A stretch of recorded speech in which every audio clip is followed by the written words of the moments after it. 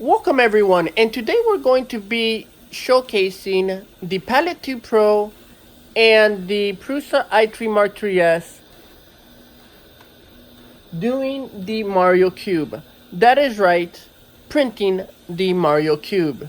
So come with me and let me talk about the Prusa Mark IIIs, the Palette 2 Pro, and this amazing Mario Cube.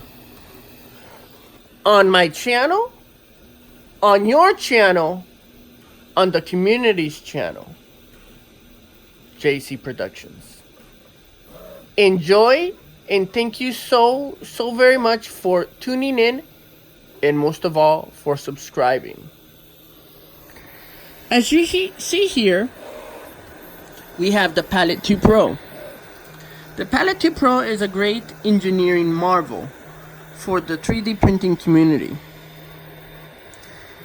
You have Prusa i3 Mark IIIs, and then you could always have the MMMU2. But for people that don't have Prusas, they have to use the Palette 2 Pro to have multi-color, multi-material printing. And what the Palette 2 Pro does is that it gives you the ability for cutting in the splice score for up to 4 filaments of different materials.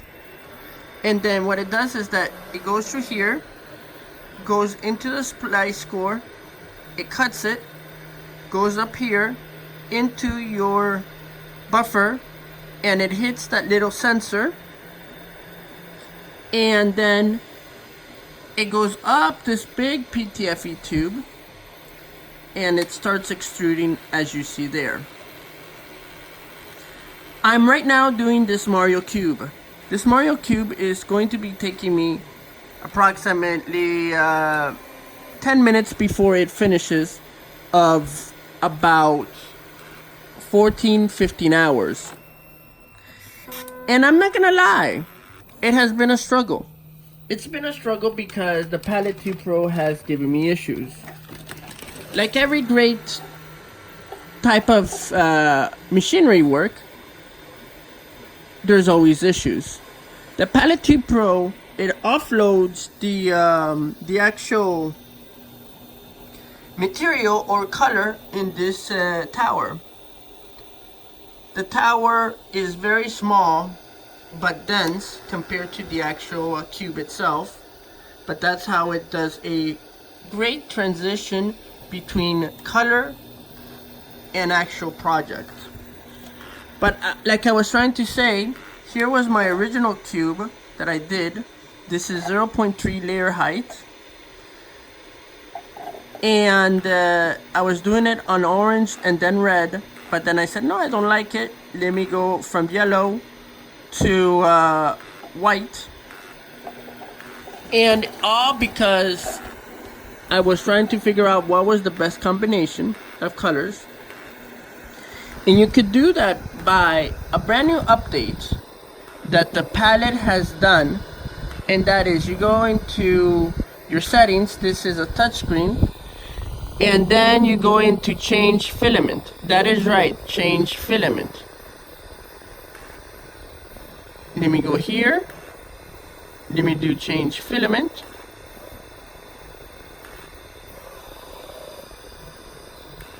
And then it gives you the option of what filament you want to change, but I don't want to do that right now. But you could change on the fly. But there's one caveat. And the caveat is that automatically it goes to the second or to the third filament automatically to continue printing. It doesn't pause the printing right away. And because it doesn't pause the printing, it doesn't communicate with the actual printer. So the printer is still trying to print, and there is grinding in your extruder because it can't grab the materials. That's partially what happened to me here. So it was user partial error, but that usual partial error happened 5 hours before, and then it got the clog that I'm going to show you in a few seconds. The clog was something that was not user error, and that was mechanical error, and that is this tube right here. Let me align it the way it should be. And the tube is right here, and the cutter is right there. And what it does is that it goes up, and that mechanical switch brings the filament down, brings it up, the cutter cuts it, and then it heats it up in the splice core. But what happened here was that it spliced it, but it got stuck. I can't take this tube out. And Mosaic Manufacturing doesn't cover under warranty the tubes, so I need to buy the tubes separately. Thank God that they give you extra tubes when you buy the actual unit.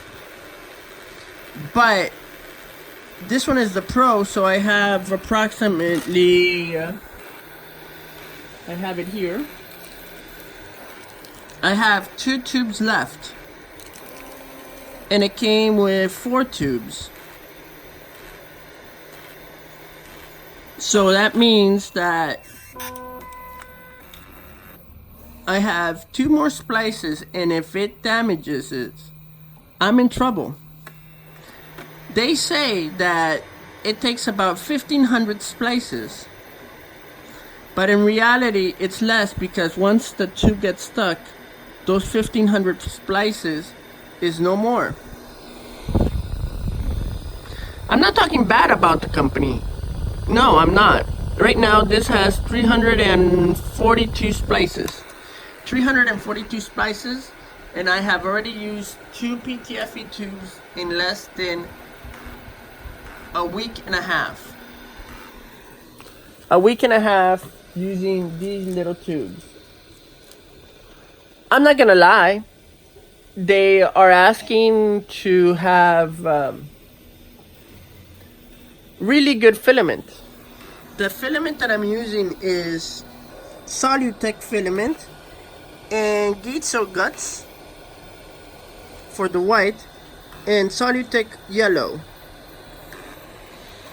To them, these are not great filaments, but again, it's very hard to justify if you're not a company printing stuff out to buy $30 filament. I would rather use $15 filament. But I am not here to talk bad about the company. Please don't get me wrong. What I'm here talking about and educating you guys is that there's a problem, and the company is trying to fix it. But going back to the actual printing, as you see, it actually is printing perfectly. It's about to finish this actual cube, and the cube took approximately 14 hours right now to do. As you could see, it's doing a transition between yellow and white, doing a transition from white back to yellow, and then there's going to be more splicing going on. But that was my update of the Palette 2 Pro with the Prusa i3 Mark 3s using 2 colors, up to 4 colors, and with the ability for it to change filaments. You could use up to 8 colors, 16 colors, whatever you want, you could do. Anyway, this was Juan Carlos Gil. Thank you so very much for tuning in, and to the next video. And Palette says goodbye and enjoy. Please rate, subscribe, and always smile. Que smiling makes it a great day. Thank you so much for having the energy and the passion in watching my video. Please subscribe and share this video. And always, happy printing and enjoy.